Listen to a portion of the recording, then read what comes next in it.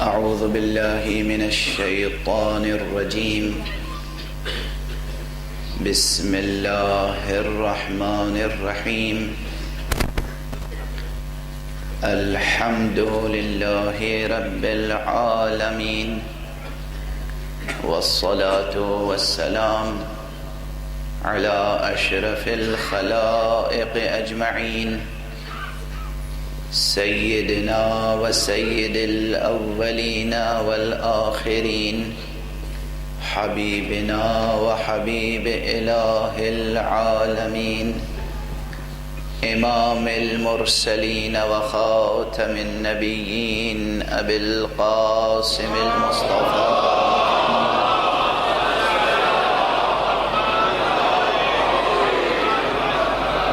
وعلى أهل بيته الطيبين الطاهرين الهداة المهديين المعصومين المظلومين، واللعنة الدائمة على أعداء الدين أجمعين. أما بعد، فقد قال الله تعالى عز اسمه في محكم كتابه ومتقن خطابه. بسم الله الرحمن الرحيم. والتين والزيتون وطور سينين وهذا البلد الأمين، لقد خلقنا الإنسان في أحسن تقويم. صلوات الله.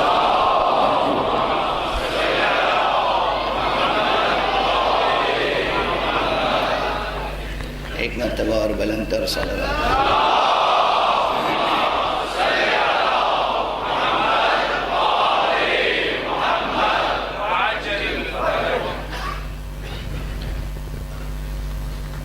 برادران ایمانی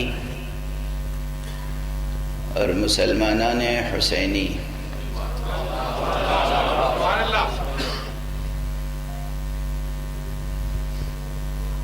آپ سب اس حقیقت سے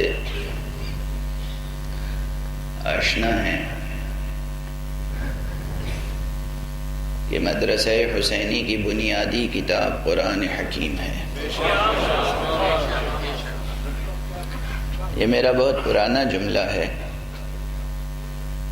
اب اگر افتخار عارف صاحب اپنے پرانے شعر سنا سکتے ہیں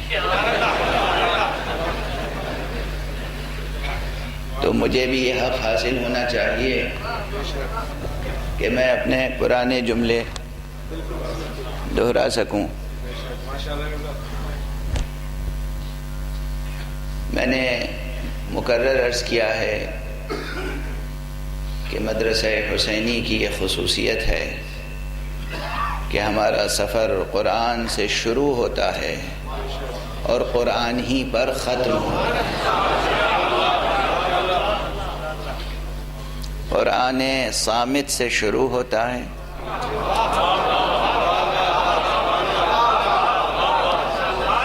اور قرآن ناطق پر ختم ہوتا ہے. یا یہ کہیے کہ ہم اسم سے سفر شروع کرتے ہیں، مسمى پر ختم ہوتا ہے.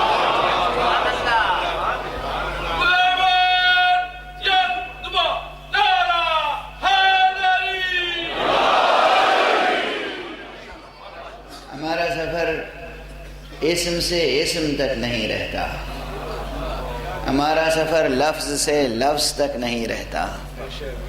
ہم اسم سے مسمى تک کا سفر، لفظ سے معنی تک کا سفر، قرآن سے اس کی تفسیر سے گزرتے ہوئے تعویل تک کا سفر مکمل کرتے ہیں. اور یہ فیضان ہے منبر مجلس حسینی کا. اور کسی ممبر کو یہ خصوصیت حاصل نہیں ہے کہ اتنا طویل سفر، کتنا طویل. اہل سخن موجود ہیں، علماء تشریف فرما ہیں، مدرسین حوزہ تشریف فرما ہیں. ایک جملہ عرض کر رہا ہوں،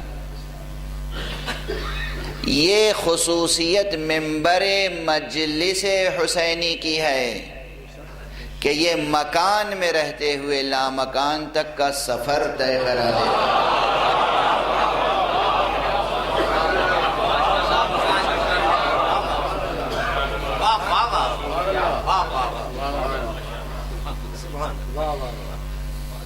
ایک طویل بحث ہے یہ.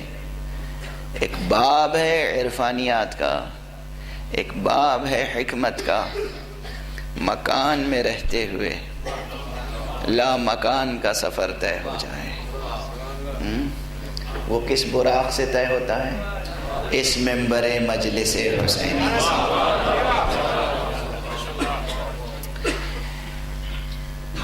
ہم نے اپنی بنیادی نصابی کتاب کا جو چیپٹر اس وقت کھولا ہے، اس کا سبب ظاہری یہ ہے کہ آج ہمارے میزبان جناب سید اقبال حسین شاہ صاحب نے ریسیو کرتے ہی ایک سوال قائم کر دیا، اور حقیقتاً ہمارا معاشرہ ایسا ہی ہونا چاہیے کہ بیٹھ کر کچھ اور گفتگو کرنے کے بجائے جب بھی دو انسان باہم بیٹھیں، وہ بھی انسان مومن، انسان مسلم، وہ بھی حسینی مسلمان، وہ بھی وہ افراد جنہیں آقا حضرت سید الشہداء علیہ الصلاۃ والسلام نے یا امت القرآن کہا ہے. یہ یاد رکھیے گا، یہ میں مقرر یاد دہانی کراتا رہتا ہوں کہ روز عاشوراء، ابھی ضبط کیجئے گا، ابھی مجلس کا آغاز ہے. روز عاشوراء حضرت سید الشہداء علیہ الصلاۃ والسلام نے جب اپنے اصحاب سے، اپنے جانثاروں سے خطاب فرمایا ہے تو کہا یا امت القرآن، اے امت قرآن. اور جب دشمنوں پر اتمام حجت کے لیے خطبہ ارشاد فرماتے ہوئے دشمنوں کو خطاب کیا ہے تو فرمایا یا امت السوء، اے امت سوء. یا امت القرآن، یا امت السوء. اب تمام مسلمانوں کے لیے یہ فیصلہ کن مسئلہ قیامت تک رہے گا کہ وہ امت قرآن میں رہنا چاہتے ہیں یا امت سوء.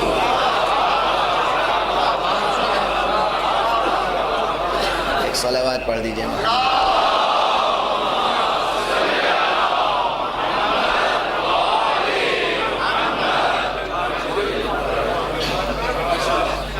امت قرآن میں رہنا ہے یا امت سو میں؟ امت قرآن کی علامت کیا ہے؟ امت قرآن کی پہچان کیا ہے؟ کہ اسے لشکر حسین میں ہونا چاہیے. امت قرآن کے معنی ہے لشکر حسین. اگر کہیں قرآن کی دہائی دی جاتی ہے اور حسین کا نام نہیں لیا جاتا تو یہ منافقت ہے، ایمان نہیں ہے، اسلام نہیں ہے. یہ امت قرآن نہیں ہے. اگر کہیں قرآن کی دہائی دی جائے اور حضرت سید الشہداء ابو عبداللہ الحسین علیہ السلام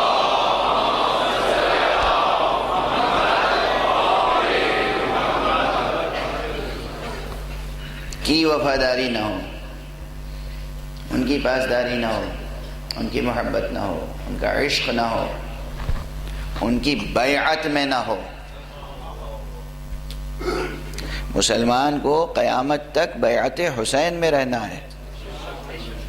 اگر بیعت حسین میں نہیں رہے گا مسلمان تو قدم قدم پہ بیعت فاسق کرنی پڑے گی.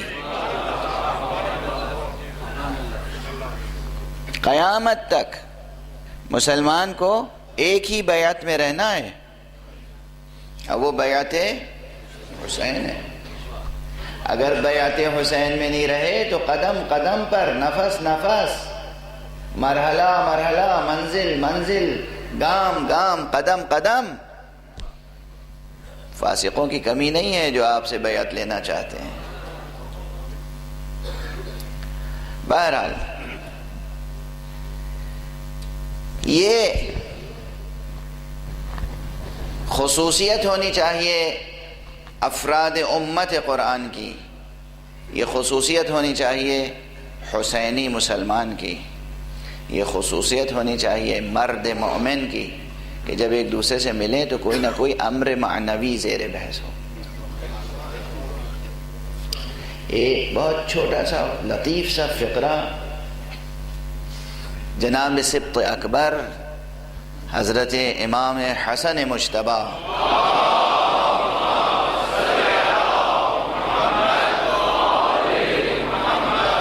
علیہ الصلاۃ والسلام کا میں گزارش کر دوں، بہت لطیف سا ہے، حالانکہ مجھے گزارش نہیں کرنا چاہیے اس لیے کہ ظاہر میرا مولویانہ ہے، اور مولوی حضرات کو دنیا نے بدنام کر رکھا ہے کہ ان کا تعلق بس دسترخوان سے ہوتا ہے۔ دنیا نے بدنام کر رکھا ہے، جو حقیقتاً مولوی ہے وہ تو چیز ہی کچھ اور ہوتا ہے۔ مولوی یعنی مولا والا۔ آپ لفظ مولوی کو سبک سمجھتے ہیں، معمولی سمجھتے ہیں۔ آج کل علماء کو اگر مولوی صاحب کہہ کے خطاب کیا جائے تو ناراض ہو جاتے ہیں کہ مجھے میری توہین کر دی، میری تحقیر ہو گئی، مجھے علامہ صاحب نہیں کہا۔ علامہ ہونا بڑا شرف نہیں ہے، مولوی ہونا بڑا شرف ہے۔ بندہ مولا، مولوی یعنی منسوب بے مولا سبحانہ و تعالی، مولوی۔ تو مولوی کا رتبہ بہت بڑا ہے، مولوی کا منصب بہت بڑا ہے، مولوی کی ذمہ داریاں بہت ہیں، لیکن یہ دنیا ہر اچھی چیز کو بدنام کر دیتی ہے۔ بہرحال حضرت کا جو جملہ ہے وہ یہ ہے، کیا لطیف جملہ ہے، میں نشستوں میں دوستوں کو احباب کو سناتا رہتا ہوں۔ فرماتے ہیں انسان وہ شے نہیں ہے جسے کھانے کے لیے دعوت دی جائے۔ انسان وہ شے نہیں ہے جسے کھانے کے لیے دعوت دی جائے۔ دعوت، اس میں لفظ دعوت پہ زور ہے، اہمیت ہے، دعوت، بلانا، تکلیف دینا، تشریف لائیں، وقت صرف کریں، عمر صرف کریں، نقد جان صرف ہوتا ہے نا۔ آخر نقد جان، کوئی آپ عمل انجام دیتے ہیں تو آپ کی انرجی صرف ہوتی ہے، نقد جان صرف ہوتا ہے، جان خرچ ہوتی ہے۔ تو ایک انسان اگر اپنا نقد جان صرف کرے تو اسے کسی امر معنوی کے لیے صرف کرنا چاہیے، دعوت دینی چاہیے کسی روحانی یا معنوی امر کے لیے، نہ کہ کھانے پینے کے لیے۔ کھانا پینا مشترک ہے حیوان میں اور انسان میں۔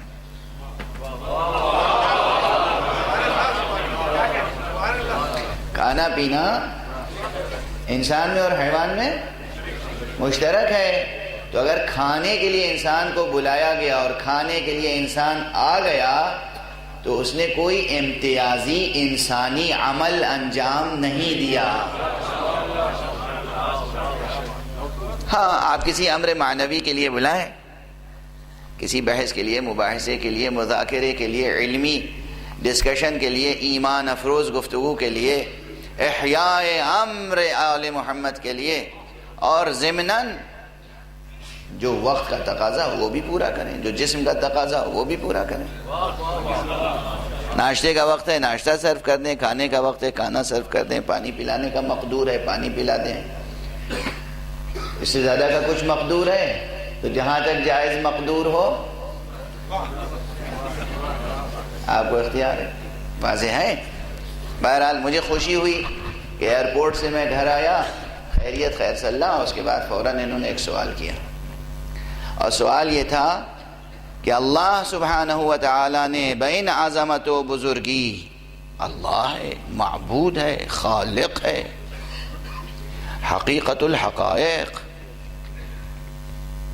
وہی ایک حقیقت ہے اور اس کے مقابلے میں کوئی حقیقت نہیں ہے، وہی ہے اور کوئی ہے نہیں اس کے علاوہ۔ اس ذات پاک نے، اس ذات اقدس الہ نے بار بار قسمیں کیوں کھائی ہیں؟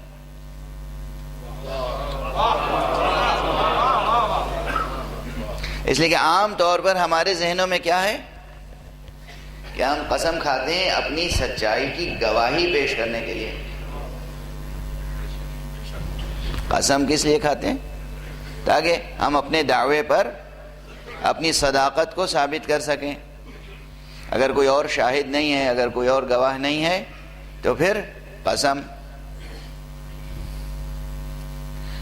اب یہاں پہ ٹھہر کے ایک بات عرض کروں.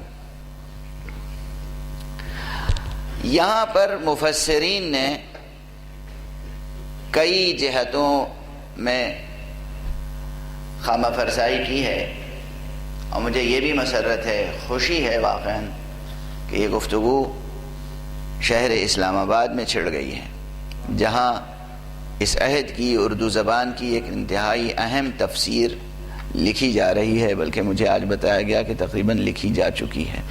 2 جلدیں تو اس کی شائع ہو چکی ہیں، لیکن اور جلدیں بھی تقریباً مکمل ہو چکی ہیں اور وہ جلد شائع ہو جائیں گی. اور وہ حضرت علامہ بزرگوار جناب شیخ محسن نجفی صاحب کی تفسیر الکوثر ہے. پروردگار ان کا سایہ عاطفت اس امت پر، اس ملت پر برقرار رکھے. ان کو اور ان کے تمام رفقائے کار اور ان کے فرزند ارجمند اور ان کے جو اساتذہ ہیں جو یہاں بھی تشریف فرما ہیں، ان تمام حضرات کی توفیقات میں اضافہ فرمائے، اور آپ حضرات کو یہ توفیق ارزانی فرمائے کہ ان شخصیتوں سے آپ صحیح معنی میں علمی اور روحانی اور ایمانی استفادہ کر سکیں. بہرحال جہاں ایک عظیم و شان تفسیر لکھی جا رہی ہے، بلکہ لکھی جا چکی ہے، وہاں یہ گفتگو ہو رہی ہے کہ اللہ سبحانہ و تعالیٰ نے قرآن مجید میں قسمیں کیوں کھائیں. اب میں ایک جواب عرض کرنے سے پہلے ایک تمہید عرض کر دوں. تمہید ہے ادبی.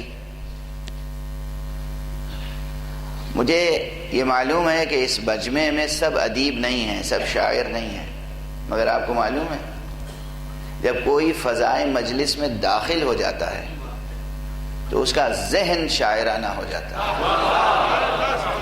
اس کا قلب شاعرانہ ہو جاتا ہے. شاعرانہ یعنی اس کا شعور بیدار ہو جاتا ہے، اور وہ بھی شعور اپنی تمام تر لطافتوں کے ساتھ بیدار ہو جاتا ہے. شاعری کچھ نہیں ہے، لطافت شعور کے لطیف ترین اظہار کا نام ہے شاعری. شاعری انسان کی ناطقیت کے لطیف ترین اظہار کا نام ہے شاعری. انسان حیوان ناطق ہے نا، حیوان ناطق، اس کی فصل کیا ہے؟ ناطق ہونا، ناطقیت. اس ناطقیت کے جو لطیف مظاہر ہیں وہی فنون لطیفہ ہیں. ناطقیت بشر کے. تو جب آپ فضائے مجلس میں داخل ہوتے ہیں، فضائے مجلس میں، تو وہ لطف الہی شامل حال ہوتا ہے کہ آپ شاعر نہیں ہوتے ہوئے بھی شاعر ہوتے ہیں، آپ دانشور نہیں ہوتے ہوئے بھی دانشور ہوتے ہیں، آپ ادیب نہیں ہوتے ہوئے بھی ادیب ہوتے ہیں. ایک عجیب تخلیقی انقلاب برپا ہوتا ہے فضائے مجلس میں. ان مجلسوں کی معنوی اور وجودی ارزش کو دریافت کیجئے. سمجھیے یہ مجلسیں کیا ہیں، سمجھیے یہ عزائے سید الشہداء کیا ہے. جو کچھ آپ سمجھتے ہیں وہ اس سے کم ہے جو حقیقت میں یہ ہے. یہ عظیم ترین میراث ہے، عظیم ترین تہذیبی میراث ہے جس کا نام ہے عزاداری.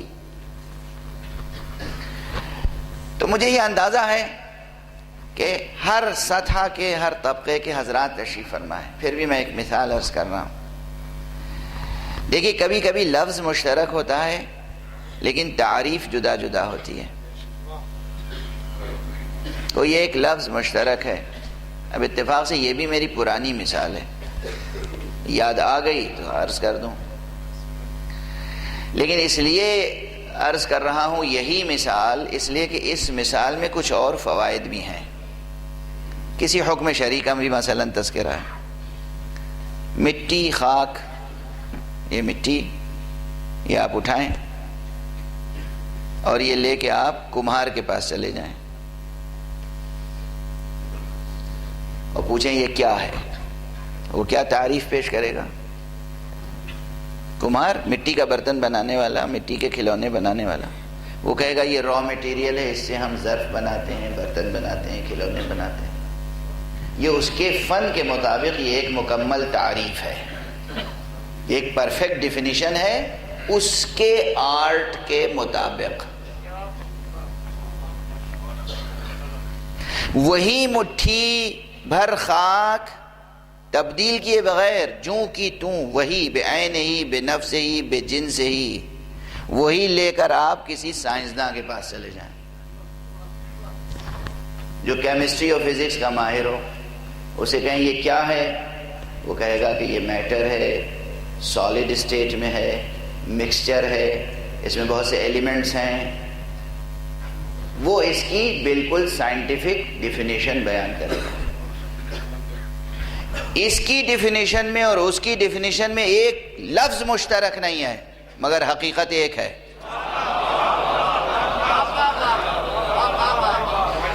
خارج میں حقیقت ایک ہے، یہی مٹی.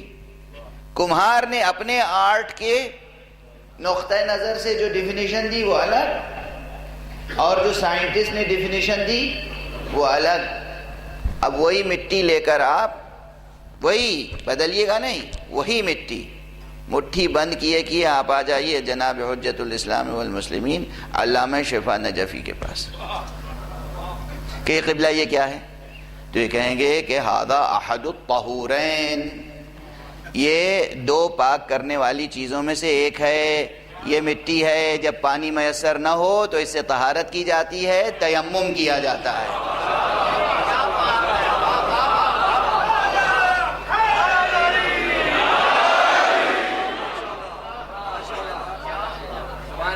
چیز ایک ہے، خارج میں چیز ایک ہے، لیکن جب اینگل ڈیفرنٹ ہوتے ہیں، جب آرٹ ڈیفرنٹ ہوتے ہیں، جب ڈسپلن ڈیفرنٹ ہوتی ہے، جب برانچ آف نالج ڈیفرنٹ ہوتی ہے، جب آبزرور کی پوزیشن ڈیفرنٹ ہوتی ہے، تو اس چیز کی ڈیفینیشن تبدیل ہو جاتی ہے. واضح ہے؟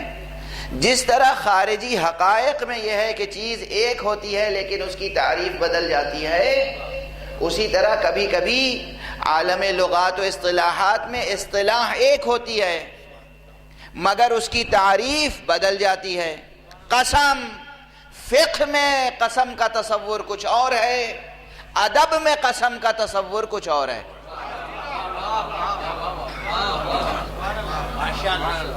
فقہ میں قسم کھانے کے موارد، شرائط، آداب الگ ہیں، مگر ادب میں اسے ایک صنعت کے طور پر برتا جاتا ہے.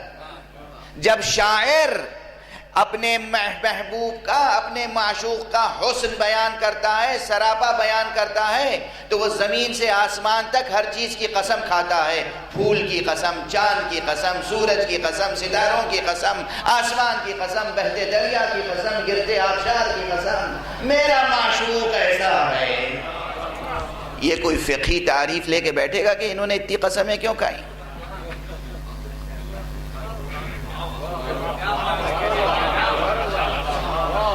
واضح ہے؟ کوئی پوچھے گا کہ آپ قسم کیوں کھا رہے ہیں؟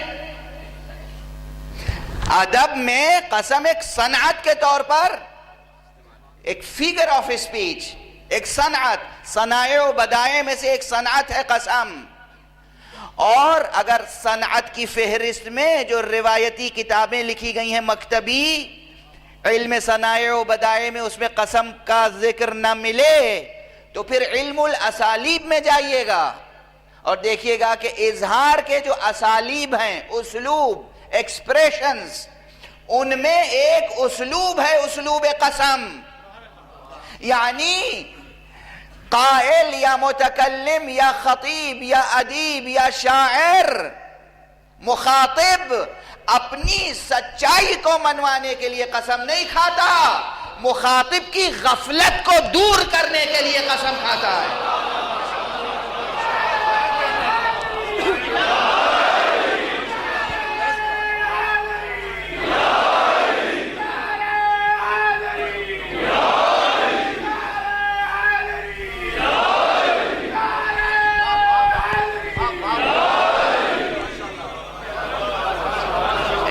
مل کے بلند تر صلوات پڑھ دیجیے.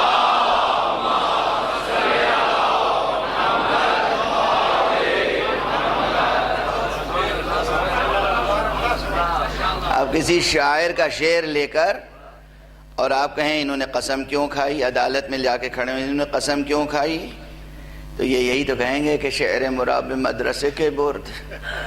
ارے میرا شعر مکتب لے کے کون چلا گیا، مدرسے لے کے کون چلا گیا؟ وہاں قسم، اس کی افادیت، اس کی معنویت، اس کا ریلیونس، وہ ایک صنعت کے طور پہ صنعت ادبی ہے. متکلم مخاطب اپنی سچائی میں نہ شبہ رکھتا ہے نہ سچائی ثابت کرنا چاہتا ہے، وہ مخاطب کی غفلت کو دور کرنا چاہتا ہے اور موضوع کی اہمیت کو اجاگر کرنا چاہتا ہے. شاعر کہہ دے میرا معشوق بہت حسین ہے، بات یہی ہے جو اتنی قسموں کے بعد کہے گا، پھول کی قسم، چاند کی قسم، سورج کی قسم، ستاروں کی قسم، میرا معشوق بہت حسین ہے. خلاصہ کریں گے دونوں قضیے کا تو ایک ہے، میرا معشوق حسین ہے. لیکن جب پہلا جملہ سادہ سے کہا تھا میرا معشوق حسین ہے تو سننے والے پہ کوئی اثر نہیں ہوا. لیکن جب اتنی قسمیں کھا کے کہا میرا معشوق حسین ہے تو سننے والا متزلزل ہو گیا. اسے اب اندازہ ہوا کہ اس کے حسن میں غیر معمولی کیفیت ہے. پروردگار عالم نے بیشتر قسمیں اس لیے کھائی ہیں کہ بندوں کی غفلت دور ہو، موضوع کی اہمیت سامنے آئے.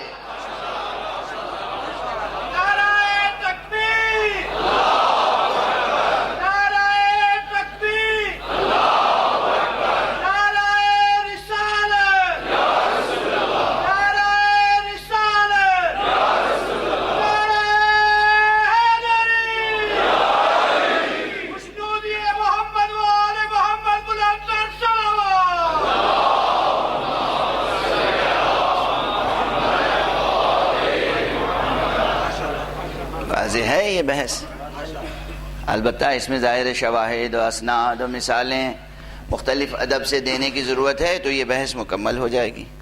لیکن یہ ایک اہم مسئلہ ہے کہ قرآن مجید معجزہ ادب بھی تو ہے. چونکہ معجزہ ادب ہے اس لیے قرآن مجید نے جتنے اسالیب ادبیاں ہیں وہ سب برتے ہیں، ہر اسلوب کو برتا ہے. تقریب ذہن کے لیے ایک مثال اور دے دوں، اور وہ مثال یہ ہے کہ سوال کون کرتا ہے؟ جاہل عالم سے سوال کرتا ہے. سوال کے معنی ہے استفہام، طلب فہم. اللہ سبحانہ و تعالی قرآن مجید میں سوالات کیوں قائم کرتا ہے؟ ایک دو سوالات ہیں اور میں نے بالاستقراء شمار تو نہیں کیا ہے، لیکن غالباً کوئی ادات استفہام نہیں ہے جس سے استفہامیہ جملہ موجود نہ ہو قرآن میں. مثلا ارائیت الذی یکذب بالدین، کیا تم نے دیکھا اس کو کہ جو دین کی تکذیب کرتا ہے؟ اسلوب سوال ہے یا نہیں؟ مثلا ام حسبت ان اصحاب الکہف والرقیم کانوا من آیاتنا عجبا، کیا تم نے یہ سمجھ رکھا ہے کہ اصحاب کہف و رقیم ہماری عجیب نشانیاں تھے؟ سوال ہے یا نہیں؟ هل اتى على الانسان حين من الدهر لم يكن شيئا مذكورا، کیا کوئی ایسا وقت بھی ظرف دہر میں گزرا ہے کہ یہ انسان کوئی قابل ذکر شے نہ تھا؟ سوال ہے کہ نہیں؟ امن یجیب المضطر اذا دعاه ويكشف السوء، وہ کون ہے کہ جب کوئی مضطر پکارتا ہے تو وہ اس کی مدد کرتا ہے اور مصیبتوں کو دور کرتا ہے؟ سوال ہے کہ نہیں؟ یہ تمام استفہام کے اسالیب ہیں. بظاہر سوال ہے، استفہام ہے، مگر یہ اسلوب استفہام ہے، استفہام حقیقی نہیں ہے. یہ ایک اسلوب کو برتا گیا ہے ذہن بشری کو برانگیختہ کرنے کے لیے، قلب بشری کی تربیت کے لیے، ذہن بشری کو جھنجھوڑنے کے لیے. اللہ کے ہاں علم کی کمی نہیں ہے کہ وہ آپ سے سوال کر کے اپنے علم میں اضافہ فرما رہا ہے. نہیں، ایسا نہیں ہے. جس طرح یہاں اسلوب سوال برتا گیا، اسلوب استفہام برتا گیا طلب فہم کے لیے نہیں، اسی طرح اسلوب قسم برتا گیا اس بات صداقت کے لیے نہیں.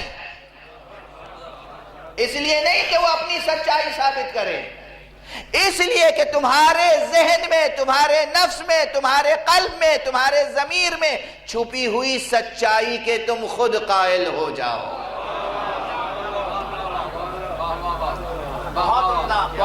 اس لیے یہ اسلوب استعمال برتا گیا ہے. اسلوب استفہام و اسلوب قسم استعمال کیا گیا ہے، قسم کو برتا گیا. البتہ اللہ اکبر، قرآن ہے قرآن. ہم جیسا کوئی قرآن کے ظاہر کی گہرائیاں نہیں سمجھ سکتا، باطن کی گہرائیاں کیا سمجھے گا. ٹھہریے گا، غور کیجیے گا، ساتھ ساتھ سفر جاری رہے. ایسا نہ ہو میں آپ سے آگے نکل جاؤں، ایسا نہ ہو آپ مجھ سے پیچھے رہ جائیں. مکتب ہے، مدرسہ ہے امام حسین کا، ہم سب مل کے علم حاصل کر رہے ہیں. میں آپ کے علم میں کوئی اضافہ نہیں کر رہا ہوں، کہیں سے کوئی نور برس رہا ہے. ہم سب دامن پھیلائے اپنے اپنے حصے کی خیرات سمیٹ رہے ہیں.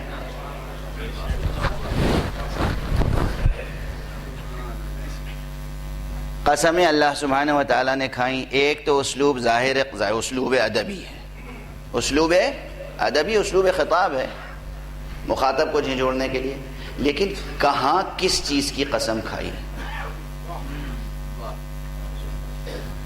مثلا کہیں کہا والشمس وضحاها والقمر اذا تلاها والنهار اذا جلاها والليل اذا يغشاها والسماء وما بناها والارض وما طحاها ونفس وما سواها. یہ ایک تسلسل میں قسمیں کھائی جا رہی ہیں، تو کیوں اور چیزوں کی یہاں کیوں نہیں کھائی گئی؟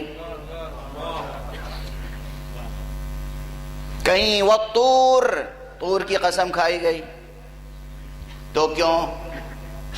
کہیں جناب والا والتین والزیتون وطور سینین وہذا البلد الامین، اس کی قسم کھائی گئی، تو کیوں؟ یہاں بحث کی جا سکتی ہے اور یہاں بحث کرنا لازم ہے. لیکن ان بحثوں سے پہلے بھی ایک چیز جو بظاہر ابھی تک مفسرین کی کہ حسن التفات سے محروم رہی ہے. ایک رخ ایسا ہے جو اب تک مفسرین کے حسن التفات سے محروم رہ گیا ہے. وہ رخ یہ ہے کہ اس کو بھی پہلے ایک ادبی مثال دے کر واضح کروں. اب یہ جناب افتخار عارف صاحب جہاں آ جاتے ہیں وہاں میری رگیں شاعرانہ پھڑکنے لگتی ہے. ویسے تو اور بہت سے حضرات ہوں گے لیکن انہیں دیکھ کے کچھ زیادہ ہی پھڑکتی ہے. تو اس لیے میں ادبی مثالیں عرض کر رہا ہوں. آپ حضرات نے میر انیس علیہ الرحمہ پہ مقالات پڑھے ہوں گے، بڑے بڑے نقادوں کے، ناقدین سخن. مرزا دبیر علیہ الرحمہ کے مرثیوں پر بڑے بڑے ناقدین کے مقالے پڑھے ہوں گے. لٹریری کرٹیسزم، ادبی تنقید. غالب پر پڑھے ہوں گے، اقبال پر پڑھے ہوں گے. ہمارے بزرگوار اور شفیق دوست ہیں جو اردو کا ایک بہت بڑا حلقہ انہیں یہ سمجھتا ہے کہ اس عہد کے سب سے بڑے نقاد ہیں. میں بھی انہیں میر تنقید کہتا ہوں. جناب شمس الرحمن فاروقی صاحب بہت بڑے ادیب ہیں، جدیدیت کے علمبردار رہے. انہوں نے ایک مقالہ لکھا میر انیس کے مرثیے میں استعاراتی نظام. توجہ رکھیے گا جو مثال دے رہا ہوں، بالکل مکتبی انداز سے گفتگو ہو رہی ہے. آخر اسلام آباد میں گفتگو ہو رہی ہے تو کچھ اس کی ایکیڈمک شان ہونی چاہیے نا، تو مکتبی انداز سے ہو رہی ہے. میر انیس علیہ الرحمہ کے مرثیے میں استعاراتی نظام، یعنی پورے مرثیے میں ایک موضوع ہے، ایک تھیم ہے. شاعر کے ذہن میں ایک تھیم ہے، ایک موضوع ہے، ایک گول ہے، ایک ہدف ہے. ایک خاص ریڈرشپ ہے یا ایک خاص سامعین کا طبقہ ہے، ایک خاص مقصد ہے، ایک خاص غرض و غایت ہے، اس غرض و غایت کو، اس ہدف کو حاصل کرنے کے لیے شاعر کن استعاروں کا استعمال کرتا ہے؟ قدیم استعاروں کو نئی معنویتوں کے ساتھ استعمال کرتا ہے، جہاں قدیم استعارے ساتھ نہیں دیتے وہاں نئے استعارے تخلیق کرتا ہے، قدیم تشبیہوں کو نئے زاویے سے استعمال کرتا ہے، جہاں قدیم تشبیہیں کارآمد نہیں ہوتی نئی تشبیہیں تخلیق کرتا ہے، جہاں استعارے اور تشبیہ دونوں ساتھ چھوڑ دیتے ہیں وہاں علامتیں تخلیق کرتا ہے۔ چنانچہ جدید شاعری میں علامتی نظام بھی ایک بہت بڑا موضوع ہے۔ ہمارے دوسرے شفیق اور بزرگوار دوست جناب پروفیسر انیس اشفاق صاحب، ان کا کام ہی علامتی نظام پر ہے، اور ان سے پہلے پروفیسر جناب سید محمد عقیل صاحب نے جدید اردو شاعری میں علامتی نظام پر گفتگو کی۔ سمبولزم، علامت، یہ میٹافوریکل ایکسپریشن سے ڈیفرنٹ ایک بحث تھی۔ میٹافرس یعنی استعارے، فیگرز آف اسپیچ یعنی صنائع و بدائع، اور یہ سمبولزم الگ۔ تو جیسے جیسے موضوع کی ضرورت ہوتی ہے اور جتنی تہدار گفتگو کرنی ہوتی ہے اتنی تہدار زبان استعمال ہوتی ہے۔ توجہ رہے، گفتگو بہت ہی دقیق اور لطیف منزل سے گزر رہی ہے۔ شاعر ہو یا ادیب، وہ اپنے معشوق کے لیے کبھی تو اس کو پھول سے تشبیہ دیتا ہے، کبھی آفتاب سے تشبیہ دیتا ہے، کبھی ماہتاب سے تشبیہ دیتا ہے، اور شاعروں کی تشبیہیں الامان الحفیظ۔ لیکن آپ ہنس کے ٹال نہ دیجئے، کلاسیکل پوئٹری میں جو روح تہذیب سموئی ہوئی ہے اسے پڑھنے اور ڈسکور کرنے اور دوبارہ اپنی زندگی میں اتارنے کی کوشش کیجئے۔ کبھی شاعر معشوق کے چہرے کو آفتاب سے تشبیہ دیتا ہے، کبھی اپنے دل کے داغ کو آفتاب کہتا ہے، کبھی دل کے داغ کو چراغ کہتا ہے۔ داغ کو چراغ کیوں کہتا ہے؟ داغ کو آفتاب کیوں کہتا ہے؟ اور یہی نہیں کہتا ہے کہ اس دل پہ لگا ہوا داغ، داغ ستم، داغ غم، داغ علم، اس میں وہ نور، وہ روشنی، وہ تابانی، وہ تابکاری ہے کہ یہ خورشید بھی اس کے آگے ماند پڑ جاتا ہے۔ اور یقین کیجئے کہ یہ مبالغہ نہیں ہے، توجہ رکھیے گا۔ معمولی شاعر اسے مبالغہ سمجھتا ہے، لیکن جو حقیقی شاعر ہے وہ اسے حقیقت سمجھتا ہے۔ کسی اور کی سمجھ میں آئے یا نہ آئے، جن کے سینوں پر داغ غم حسین ہے وہ بتائیں کہ داغ زیادہ چمکتا ہے یا سورج؟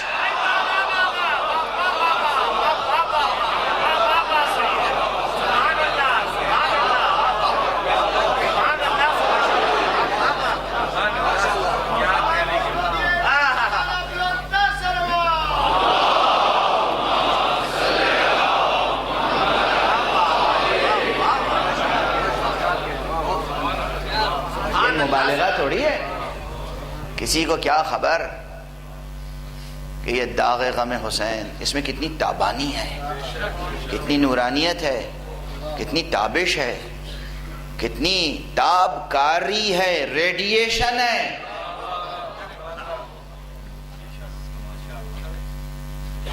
یہ داغ ہے، یہ داغ غم حسین ہے، یہ داغ غم حسین ہے کہ جو ہماری روح کو اور ہمارے جسم کو انریچمنٹ کے بعد اس منزل تک پہنچاتا ہے کہ یہ خود سرچشمہ نور بن جائے۔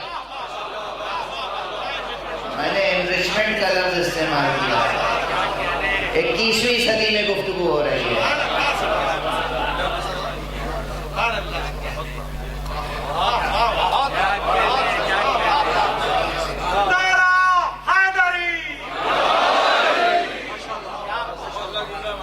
ارے تم ایران پر پابندی لگا دو گے کہ یورینیم کا انریچمنٹ نہ کریں، یہاں ہر امام بارگاہ میں انریچمنٹ ہو رہا ہے.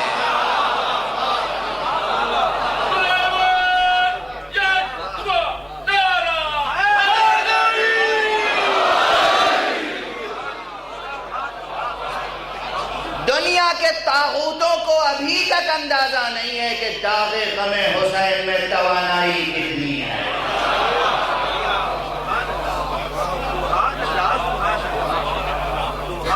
اندازہ نہیں ہے. خیر، آج تو گفتگو بہت ہی ادبی اسلوب میں ہو رہی ہے. تو یہ جو نظام ہے تشبیہوں کا، استعاروں کا، زخم کو دہن سے تشبیہ دیتے ہیں، دہن کو زخم سے تشبیہ دیتے ہیں. کلاسیکی غزلیں پڑھا کیجئے. اب بچے جا کہیں گے مولانا نے آج ممبر سے کہا غزلیں پڑھا کر. ہاں غزلیں پڑھا کر. کلاسیکی غزلیں، میر تقی میر کی غزل، غالب کی غزل، اور ایک شخص کو اور نہیں بھولنا، ناسخ کی غزل، اس کی اپنی اہمیت ہے. حافظ کی غزل، فارسی کا اگر ذوق ہے، حافظ کی غزل ہے. اور یہ غزل کیوں کہہ رہا ہوں؟ غزل پڑھو، نظم پڑھو، ادب پڑھو. جب ادب پڑھو گے تو ادب آئے گا. کیا بات ہے، واہ واہ واہ، سبحان اللہ سبحان اللہ.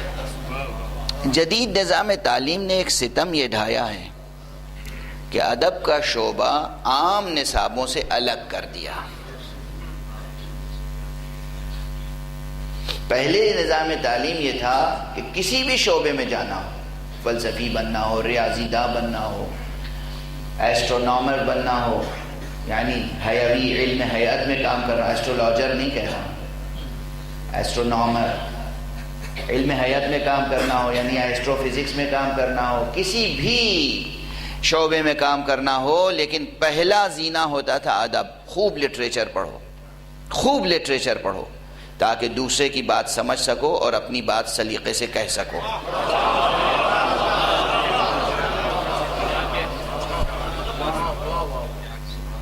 خوب لٹریچر پڑھو. پہلے تمہیں اسالیب بیان پر قدرت ہونی چاہیے. بہرحال تو وہاں جب آپ پڑھیں گے تو آپ دیکھیں گے کہ دہن، یہ دہن کو زخم سے تشبیہ دیتے ہیں، اور زخم کو دہن سے تشبیہ دیتے ہیں. اس سب کی حکمتیں. اب ظاہر سے آج میں کوئی غزل کا ڈکشن تھوڑی بیان کرنے بیٹھا ہوں، میں مثالیں دے رہا ہوں، آپ کے ذہن کو کہیں لے جانا چاہتا ہوں. قرآن مجید نے جو نظام استعاراتی تخلیق کیا ہے، ابھی تک اس پر کام نہیں ہوا ہے جس طرح ہونا چاہیے تھا. میرے سامنے دلائل الاعجاز ہے، ہمارے سامنے جرجانی کا کام ہے، ہمارے سامنے مطول ہے، ہمارے سامنے مختصر ہے، سب ہے. مگر جس سطح پر قرآن مجید کی تشبیہوں، قرآن مجید کے استعاروں، قرآن مجید کے مجازات، قرآن مجید کے اسالیب پر کام ہونا چاہیے تھا، ابھی عشر عشیر بھی نہیں ہوا ہے. اور یہ عشر عشیر بھی بہت بڑا کلمہ ہے، محاورتاً کہہ دیا. ابھی قرآن مجید کے ظاہر پہ کام کرنا بہت باقی ہے. یہ اس لیے دعوت دے رہا ہوں کہ جب تک اسلوب قرآن گرفت میں نہ آئے، سمجھ میں نہ آئے، اس وقت تک بہت سی تفسیری روایتیں سمجھ میں نہیں آئیں گی. توجہ ہے؟ خدا کی قسم بعض مفسرین ایسی روایتوں سے تعرض ہی نہیں کرتے، چشم پوشی کر کے گزر جاتے ہیں. کہ جوان پوچھیں گے اس کے معنی کیا ہے، سمجھائیے، یہ کیوں، یہ تشبیہ کیوں دی گئی، اس کے پیچھے حکمت کیا ہے. لیکن اگر قرآن مجید کے استعاراتی نظام پر، قرآن مجید کے تشبیہات کے نظام پر، قرآن مجید کے مجازات پر، قرآن مجید کے علائم پر، سمبلز پر، قرآنک سمبولزم پر اگر کام ہو جائے جو ابھی تک نہیں ہوا ہے، آج کی تاریخ تک نہیں ہوا ہے، تو پھر سمجھ میں آئے گا کہ یہ والتین والزیتون وطور سینین وہذا البلد الامین کتنی تہدار قسمیں ہیں۔ جب کوئی کہے گا کہ یہاں تین و زیتون سے مراد کوئی اور نہیں، حسن اور حسین کی ذوات مطلق۔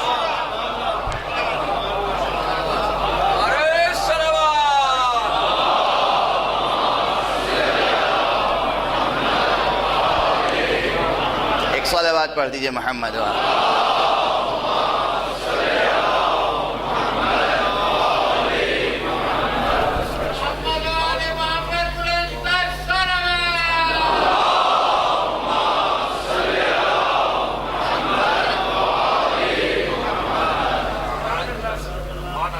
آپ کتابیں اٹھا کے دیکھیں، تفسیروں کے الگ الگ طائفے بن گئے ہیں، مفسرین کے الگ الگ گروہ، تفسیر کے الگ الگ طائفے، تفسیر کی الگ الگ قسمیں۔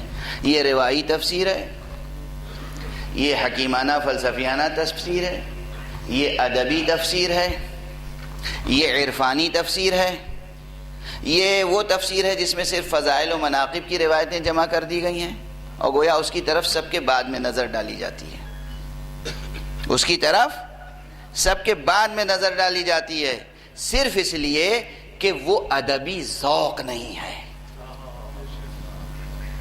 آپ اپنے محبوب کو یا معشوق کو یا اپنے فرزند کو میوہ دل کہتے ہیں کہ نہیں؟ کیا کہتے ہیں؟ میوہ دل۔ میوے کا لفظ استعمال ہوا یا نہیں؟ بچہ بچہ ہے کہ میوہ؟ آخر ادبی اسلوب ہے، آپ کہتے ہیں میوہ دل۔ حق نے بھی حسن و حسین کو دو میووں سے تشبیہ دی، والتین والزیتون، تین کی قسم، زیتون کی قسم۔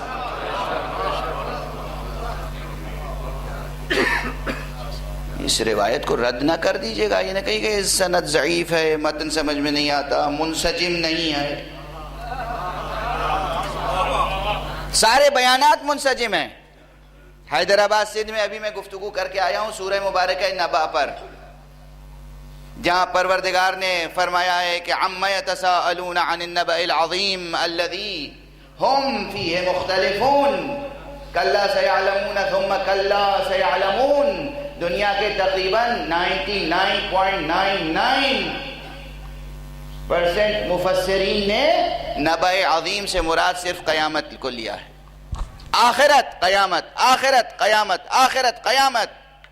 اس طالب علم نے طالب علمانہ عاجزی کے ساتھ اس روایت کو پیش کیا ہے، روایت ہے موجود، جہاں معصومین نے کہا ہے نبأ عظیم سے مراد قیامت ہے، مگر اس نبأ عظیم سے مراد در اصل جان قیامت ہے، شہنشاہ قیامت ہے۔ یہاں وہ مراد ہے کہ جو قیامت میں لوائے حمد جس کے ہاتھ میں ہوگا، یعنی نبأ عظیم سے مراد علی ابن ابی طالب کی ذات ہے۔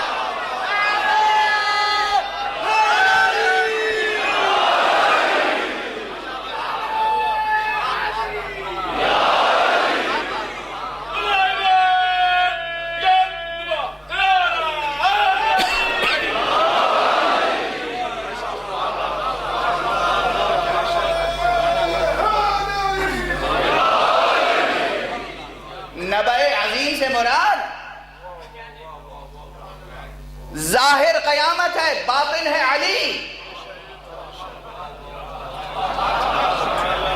ظاہر قیامت ہے، باطن ہے علی۔ ظاہر قیامت ہے، باطن ہے علی، اور باطنی معنی حقیقی معنی ہے۔ اس لیے کہ ایک بات عرض کروں،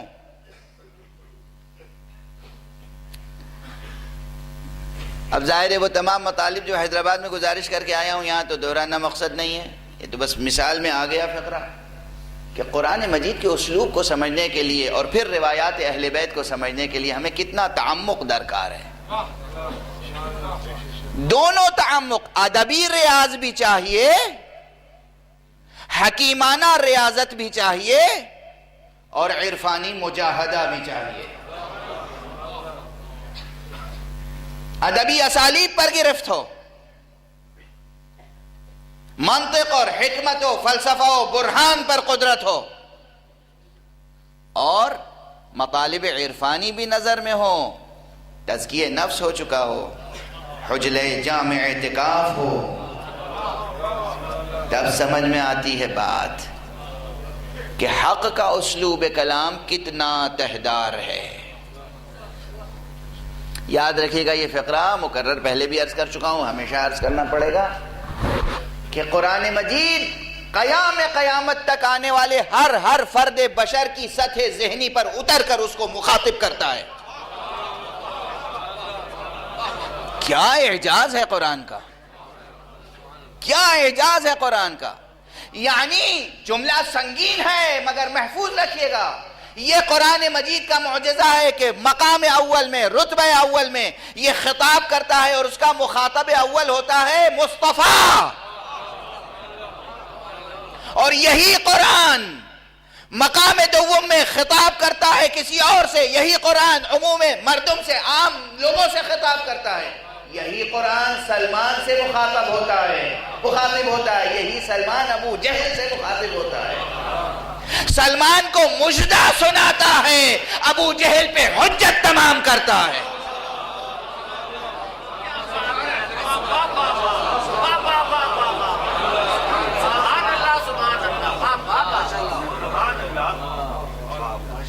قرآن کی تہداری ہم جیسے طالب علموں سے اس کی تفسیر کا حق ادا ہو جائے گا؟ نہیں، ممکن نہیں ہے. تہداری قرآن کی، ہر آیت قرآن کی. اس لیے میں نے جو عرض کیا تھا 6B ماڈل ٹاؤن میں غالباً لاہور میں، وہ جملہ بھی یہاں دہرا دوں چونکہ تسلسل کلام میں ایک بحث مکمل ہو رہی ہے. اور وہ جملہ یہ تھا کہ قرآن مجید کا ہر سورہ ایک کتاب ہے.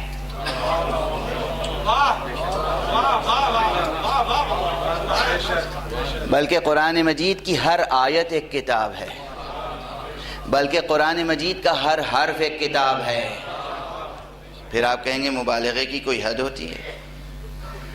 آپ کو معلوم نہیں کہ مبالغے کے معنی کیا ہے. مبالغے کے معنی ہے حد سے آگے بڑھا کر بیان کرنا. آپ کو قرآن کی حد معلوم ہو تو بتا دیجئے.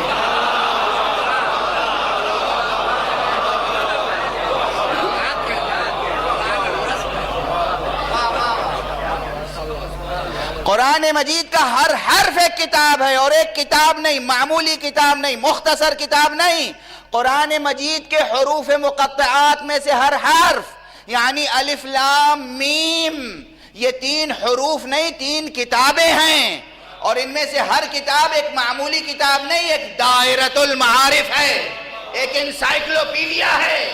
یقین نہ آئے تو استدلال میں سند کے طور پر، شاہد کے طور پر مفسرین عامہ کی وہ روایت ملاحظہ فرمائیے جہاں مفسرین عامہ نے کہا ہے کہ علی ابن ابی طالب قرآن مجید کے چند حروف مقطعات سے ما کان و ما یکون کے علم کا استدلال کر لیا کرتے تھے.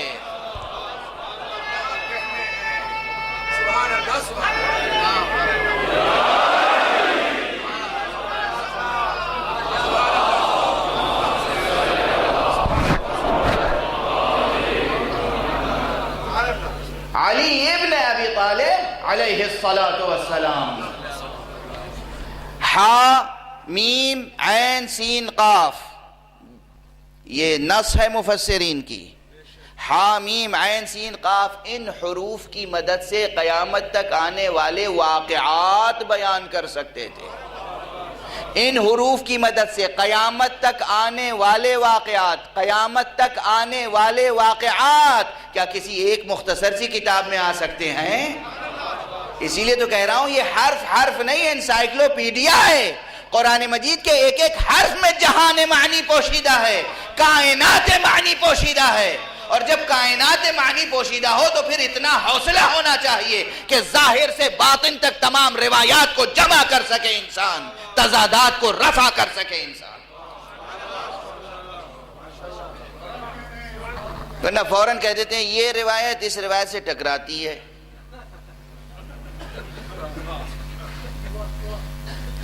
کچھ نہیں ٹکراتی. اہل بیت اطہار علیہم الصلاۃ والسلام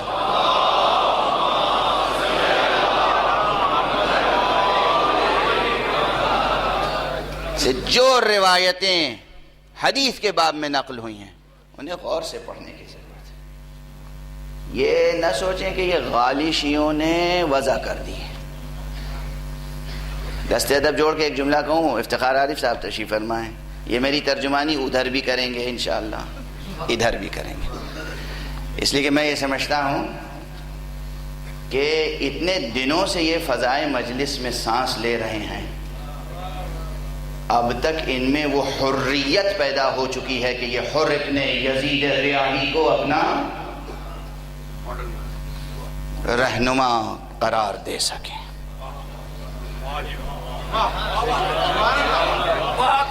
کربلا کربلا کربلا بہت عظیم واقعہ ہے. کربلا داستان نہیں ہے، کربلا افسانہ نہیں ہے، کربلا کہانی نہیں ہے، کربلا معمولی واقعہ نہیں ہے.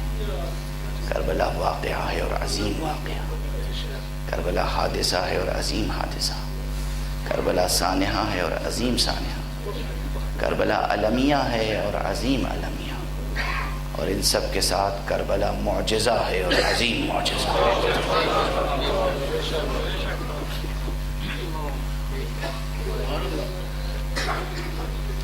کربلا عظیم معجزہ ہے.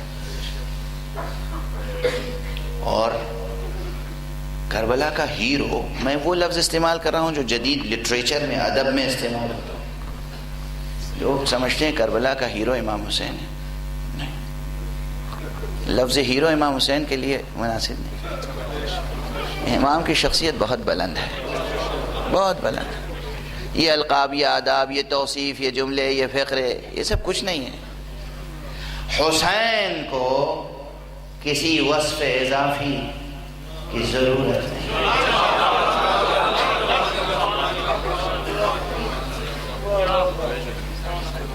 ہاں، ادب سے نام لینا چاہیے ہمیشہ. حضرت، امام، سید الشہداء، ابو عبداللہ سب کہنا چاہیے، علیہ السلام کہنا چاہیے. لیکن کبھی کبھی وہ منزل آتی ہے جب عشق و جنون و عرفان کی زبان میں صرف ایک لفظ حسین اتنا عظیم ہوتا ہے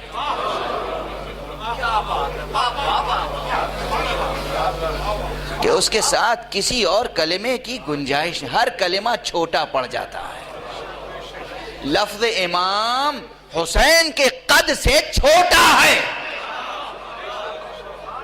حسین کا قد بہت بلند ہے. لفظ شہید حسین کے قد سے چھوٹا ہے. حسین کا قد بہت بلند ہے.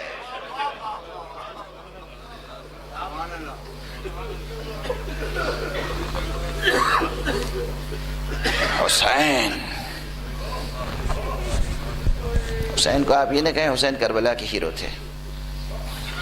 حسین کا مرتبہ بہت بلند ہے. کربلا اگر معجزہ ہے تو حسین اس معجزے کا صاحب اعجاز ہے. محمد عربی کا معجزہ قرآن ہے، حسین کا معجزہ کربلا ہے. قرآن بھی زندہ معجزہ ہے، کربلا بھی زندہ معجزہ ہے. قرآن بھی لازوال معجزہ ہے، کربلا بھی لازوال معجزہ ہے. حسین تو صاحب اعجاز ہادی کا نام ہے. اگر انسانی سطح پر کربلا کو حق و باطل کا رزمیہ کہا جائے تو اس کا ہیرو حر ہے.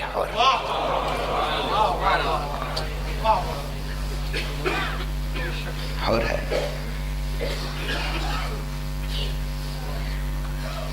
ہر فرد بشر کے لیے.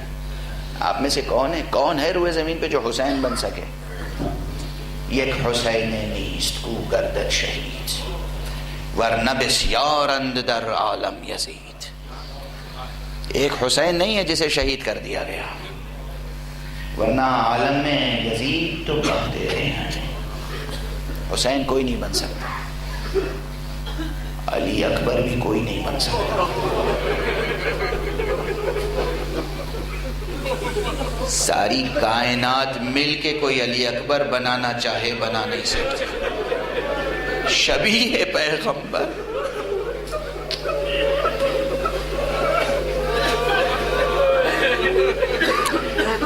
میں بہت کچھ پڑھنا چاہ رہا تھا.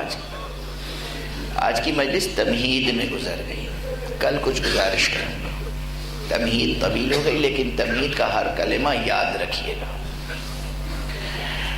چونکہ آپ کے درمیان سے خود گریے کی آوازیں بلند ہو گئی، اس لیے آپ مجلس کو طول دینا مناسب نہیں ہے.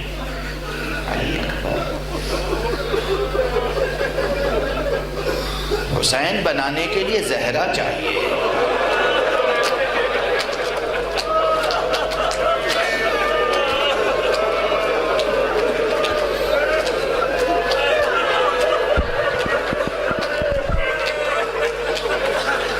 علی اکبر بنانے کے لیے وہ دست قدرت چاہیے جو شبیہ مصطفیٰ بنا سکے.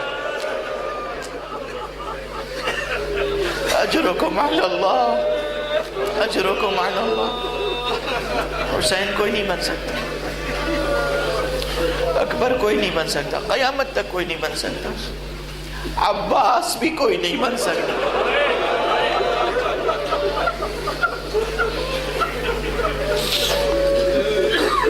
عباس بنانے کے لیے علی چاہیے،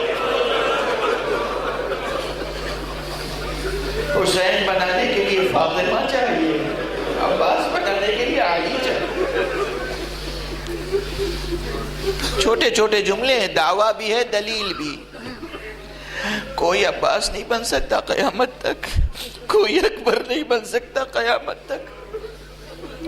ہمارے اور آپ کے جیسے انسانوں کے لیے ہیرو ہے حور، جو بتاتا ہے کیسے باطل پہ ٹھوکر ماری جاتی ہے، کیسے حق کے خیمے میں جایا جاتا ہے. اجرکم علی اللہ. بس گفتگو ختم ہو گئی. طبیعت بھی اس سے زیادہ کی متحمل نہیں تھی، مگر ایک جملہ اور کہنے کا جی چاہتا ہے. یہ ایام وہ ہیں جن ایام میں حضرت علی زین العابدین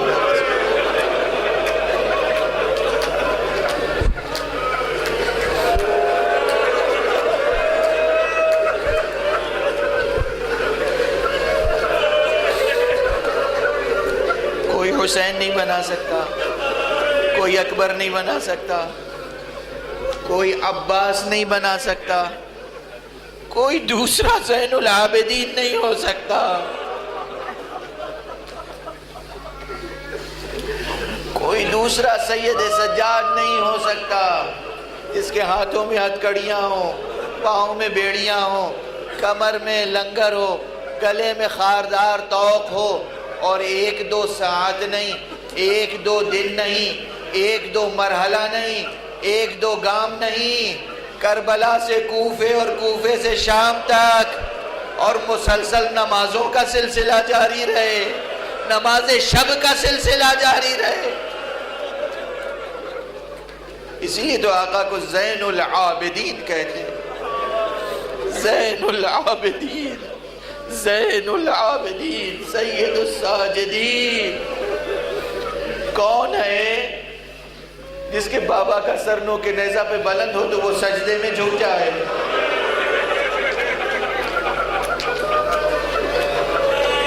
کون؟ روز عاشورہ جیسے سرکار سید الشہداء کا سر نو کے نیزہ پہ دیکھا ہے، آقا نے فوراً سر سجدے میں رکھا. لا الہ الا اللہ حقا حقا، لا الہ الا اللہ ایمانا و تصدیقا، لا الہ الا اللہ عبودیتا و رقا. پوری شام غریبہ ایک سجدے میں گزار دی.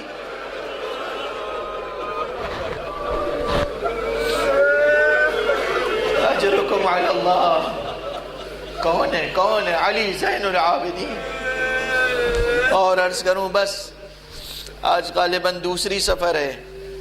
تاریخیں بتاتی ہیں کہ پہلی سفر کو اسیران حرم کا قافلہ شام میں داخل ہوا ہے. بس گفتگو تمام ہو گئی.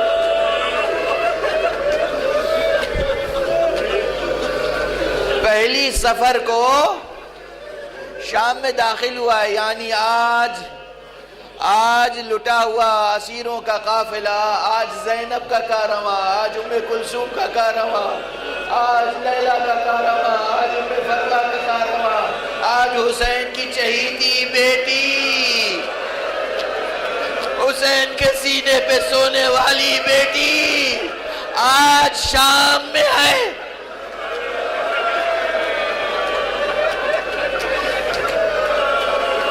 کون شام؟